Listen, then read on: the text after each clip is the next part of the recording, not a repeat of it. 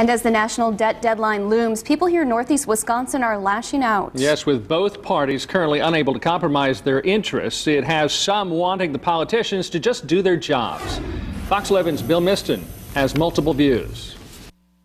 I think they need to work harder together. Construction worker Frank Lance says as people throughout the country try to tighten their budgetary belts to make ends meet, politicians in Washington shouldn't be bickering. Democrats were not willing to cut a dollar. They are insisting on extending the Bush tax cuts, but buckling up a deal. There's a lot of people suffering in this country, and they definitely need to work together to get a deal done. The major sticking point, taxes. Republicans say Democrats' tax increases are too great, while Dems say the GOP is unwilling to compromise.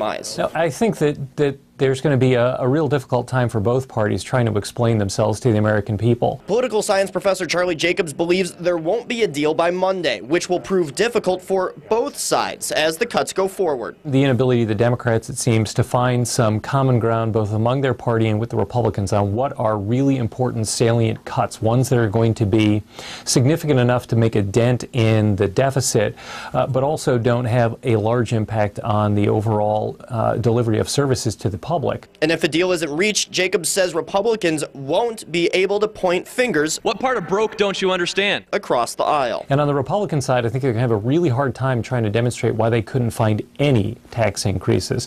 If they're claiming the Democrats aren't compromisers, they themselves only have to look in the mirror for one of the problems. For some, the solution is in front of lawmakers' faces. We're hopelessly oversubscribed. You don't have enough people supporting the required so-called entitlements. Got to cut. Others are more optimistic. They'll figure something out. They always do. In Green Bay, Bill Miston, Fox 11 News. Jacobs adds while a deal probably won't be reached, a backroom deal after the deadline will be. But he says that will have to survive a battle on the congressional floor.